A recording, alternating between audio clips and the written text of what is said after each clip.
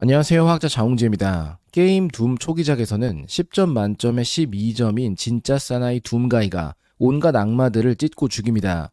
그리고 게임을 기억하는 분이 계신다면 게임 속에서 기본형 방어구보다 뛰어난 성능을 갖는 케블라 조끼나 방어도를 200이나 올려주는 슈퍼 케블라 조끼가 등장한다는 것을 떠올릴 수 있습니다.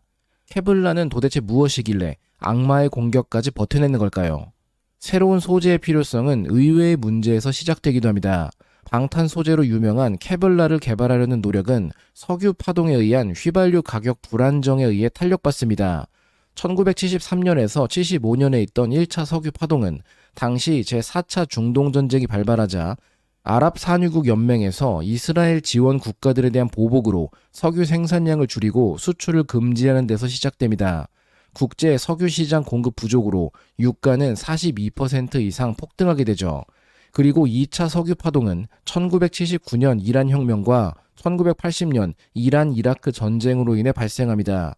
유가는 101%나 급등하며 전례 없는 수준에 도달하게 되며 휘발유 가격을 제어할 수 없다면 연비를 높일 수 있는 방법을 찾자는 시도에서 케블라가 등장합니다. 정확히는 다양한 시도 중 자동차 타이어의 개량이었습니다. 기존 사용되던 바이아스 타이어는 섬유 또는 강철 와이어 코드와 엇갈린 벨트층으로 고정되는 방식이었습니다. 하지만 새롭게 연구되던 방식은 레이디얼 타이어로 가로 방향으로 코드가 배열되고 90도에 가까운 방사형 방향으로 벨트가 배열됩니다. 구조적으로 구름 저항이 낮아 바이어스 타이어에 비해 연료를 절약할 수 있으며 트레드면의 변형이 적어 마모가 적고 타이어의 수명이 더 길어져 현재 표준형으로 사용되고 있죠. 지면과 맞닿는 바로 이 벨트를 구성하는 소재가 케블라입니다. 케블라의 발명은 듀퐁의 연구원이었던 스테파니 퀄렉에 의해 이루어집니다. 퀄렉은 새로운 소재를 찾아가기 위한 여러 실험 도중 아마이드 결합으로 이루어진 몇몇 물질에서 액정상의 형성을 비롯한 기묘한 모습들을 발견합니다. 여러 시도 중 1,4-페닐렌 다이아민과 테레프탈로일 클로라이드의 중합 반응을 시도하는데 분자 간의 상호작용이 매우 강해 취급하기 어려울 정도의 물성이 나타나기 시작합니다. 하지만 이 물질은 다루기 너무나 어려워 제품이나 섬유 형태로 가공하는 것이 어려웠고 당시 유일하게 분산시킬 수 있던 용액은 진환 황산뿐이었으니 섬유 형태로 가공하려 해도 장비 파손이 일어날 수 있어 내부에서도 협조적이지 못했다고 합니다. 하지만 퀄렉은 당시 방사장비 기술자 찰스 스멀런을 설득해 테스트에 성공했고 기존 듀퐁의 위대한 발명품이었던 나일론과는 달리 섬유가 끊어지지 않는다는 사실을 발견하게 되죠. 이는 특이적인 고분자 구조와 배열에 의한 특성이었습니다. 케블라의 기본 골격은 벤젠과 같은 방향족 고리로 이루어졌으며 이들은 아마이드 결합과 번갈아 배열되어 전자가 분자 전체에 대해 분산될 수 있는 공액계를 형성하기에 가시광선 영역과 상호작용할 수 있습니다. 이 때문에 케블라는 기본적으로 노란색을 띠게 됩니다. 사진 속에 보이는 흡입 시 폐를 박살낼 것 같은 케블라 섬유들은 약 10마이크로미터 직경을 가지며 내열성이 매우 뛰어나 산소 중에서도 최소 400도 이상의 온도에서 분해가 시작됩니다. 진한 황산을 통해 실 형태로 만들어진 후 패브릭으로 만들어진 케블라의 모습이며 가장 익숙한 사용 분야는 강한 내구성이 필요한 분야, 즉 방탄조끼나 방탄모를 비롯한 방호구의 제조입니다. 실제로 케블라는 탄환을 막아낼 정도의 뛰어난 물성을 가지고 있으며 일상에서도 방검이나 절삭공구 사용 시 안전장비로 애용됩니다. 케블라의 섬유 구조는 강인해 보이지만 본질적인 케블라의 특성은 분자 사슬 수준에서 유래합니다. 케블라 사슬 구조는 기본적으로 평면 형태를 이루는데 이들 간의 분자 간 상호작용은 매우 체계적인 배열과 중첩되는 응집을 만듭니다. 관련된 가장 대표적인 힘은 아마이드 작용기에 의한 수소결합이며 방향족 고리들의 겹쳐짐에 따른 파이파이 상호작용도 역할합니다.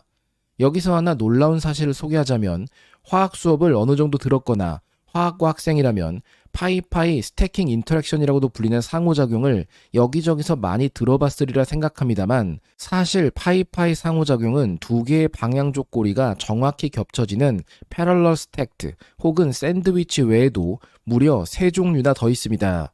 여기서 더 놀라운 사실은 슬쩍 어긋나 불안정할 것 같은 패럴럴 디스플레이스먼트 형태가 오히려 가장 안정하고 강한 결합을 이룹니다. 두 고리의 파이 전자구름이 서로 반발하는 것을 피하면서도 분산력을 극대화할 수 있기 때문입니다. 다음으로 안정한 것은 이번에도 우리의 배움을 가볍게 무시하듯 엣지 투 페이스와 T-쉐이프드가 유사한 형태로 나타납니다. 방향족 고리에 무엇이 붙어 있는가에 따라 다르지만 한 고리에 있는 부분적인 양전하를 미약하게 띠는 수소 원자가 다른 고리에 음전하를 띠는 파이 전자구름과 정전기적인 인력을 형성하며 안정화되기 때문입니다. 결국 의외로 가장 약한 것이 수업 시간에 열심히 배우는 샌드위치 형태입니다. 두 고리의 전자구름이 서로 강하게 반발하기 때문에 오히려 불안정해져 분자 구조에서 이 형태는 흔히 발견되지 않을 정도입니다. 이처럼 분자 간 상호작용으로 치밀하게 연결되는 케블라는 엄청난 강도를 갖는데 유사한 관점으로 전화번호부를 한 페이지 쌓아 겹치게 한 경우 자동차를 들어올릴 정도의 결합력을 갖는다는 것을 떠올릴 수 있습니다. 케블라의 뛰어난 물성과 더불어 높은 가격의 섬유였던 것은 물이나 일반적인 유기용매에 녹지 않고 녹는 점 자체도 존재하지 않아 가열시 고온에서 분해되었기 때문에 섬유로 만들기 위해서는 진한 황산을 용매로 사용해야만 했기 때문입니다. 물론 이제는 케블라를 녹일 수 있는 새로운 용매가 발견되었지만 그마저도 DMSO에 강염기를 때려 넣어 역시나 위험한 형태로 만들어야만 수소결합을 제거해 분산시키는 것이 가능해집니다. 자연스레 케블라 가공을 위해서는 어마어마한 내식성을 갖는 소재들이 또다시 요구되었고 하스텔로이나 인코넬과 같은 고가의 소재가 필요합니다. 케블라는 완벽한 소재는 아닙니다. 고온에 매우 강하지만 의외로 자외선에는 취약하다는 반전적인 약점이 있습니다.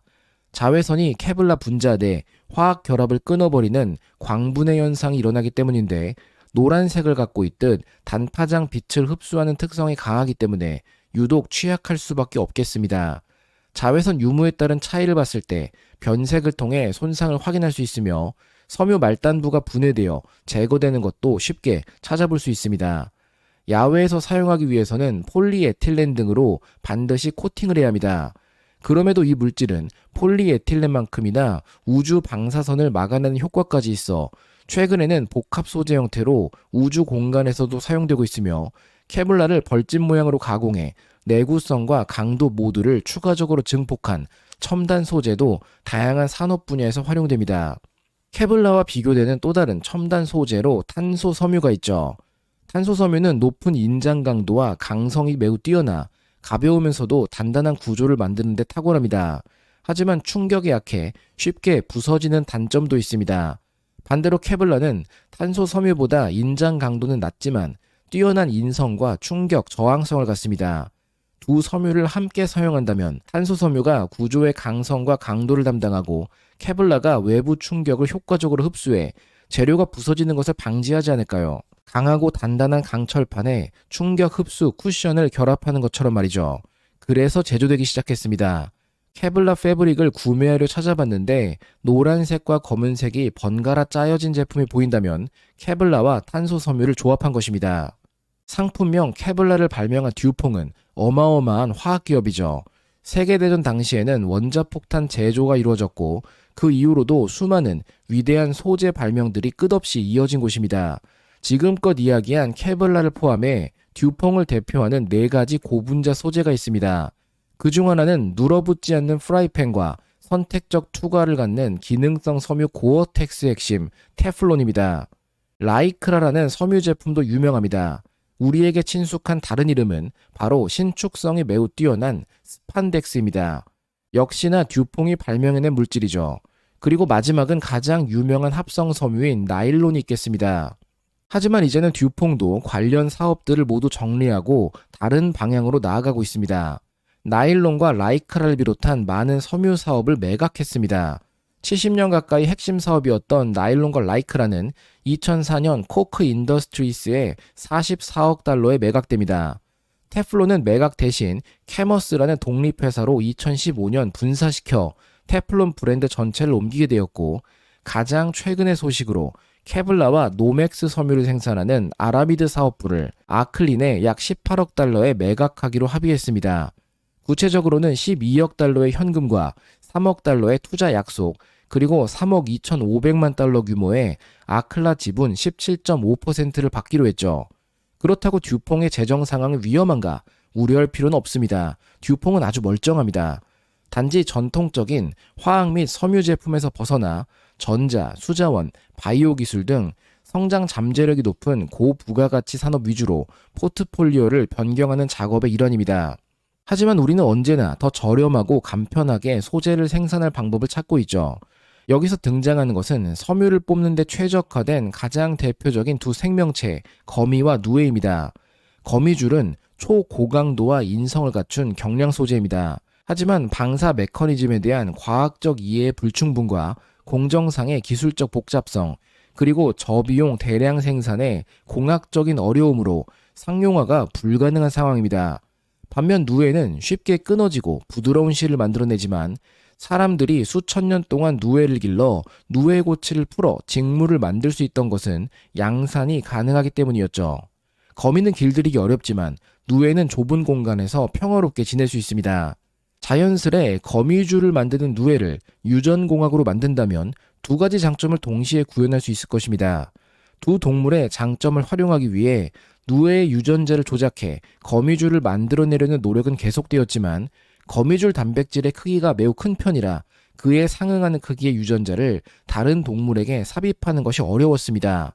비교적 작은 거미 실크 단백질인 MISP라는 동아시아에서 발견되는 아라네우스 벤트리코수스의 유전자를 이용해 누에로 거미줄 섬유를 성공적으로 생산하는 데 성공했으며 1299메가파스칼의 높은 인장 강도와 319메가줄/per 세제곱미터의 인성이 구현되었습니다. 이는 결국 누에 실크의 분자 내 수소결합을 분자 간 수소결합으로 전환하는 화학적 원리를 이뤄내며 가장 강한 천연 거미줄과 거의 같은 강도를 가졌으며 케블라보다 약 6배 더 강했습니다. 생분해성 또한 가져 이후 수술용 봉합사에 우선적으로 사용될 것으로 생각됩니다. 나노 소재에서도 같은 방식의 아이디어가 적용되고 있는데 물을 첨가하면 자발적으로 나노 리본을 형성하는 작은 분자들을 활용해 케블라에서 영감을 받은 녹색의 아라미드 도메인이 포함된 형태로 강철보다 강한 나노 리본을 만들어냈습니다. 동물 세포의 막 구조를 모델로 삼아 바깥 부분은 친수성으로 물에 있는 것을 좋아하는 반면 안쪽 부분은 소수성으로 물을 피하려는 성질을 갖도록 단순히 설계됩니다. 물과 상호작용을 선호하는 바깥쪽 부분, 결합을 위한 중간 부분의 아라미드, 그리고 물에 대한 강한 반감을 가진 안쪽 부분으로 이루어진 케블라 유사 나노 섬유는 자체 무게의 200배를 지탱할 수 있고 물질 1g당 200제곱미터라는 매우 높은 표면적을 가질 수 있습니다. 불가능이라 이야기해왔지만 SF3체에 등장하는 나노 섬유가 만들어지는 것도 영원히 불가능한 일은 아니겠죠. 결론입니다. 케블라는 화학기업 듀퐁의 발명품으로 나일론, 스판덱스, 테플론과 더불어 듀퐁 고분자 소재 4대장 중 하나로 꼽힙니다. 이제는 모두 사업권을 매각했지만요. 케블라는 매우 뛰어난 강도 외에도 용융되지 않고 용해되지 않는다는 가공의 최악인 성질을 가지고 있습니다. 하지만 의외로 자외선에는 매우 취약해 광분해가 이루어집니다. 케블라보다 강하지만 저렴한 소재를 찾기 위해 최근에는 유전공학으로 거미줄을 만드는 누에를 탄생시키기까지 했습니다.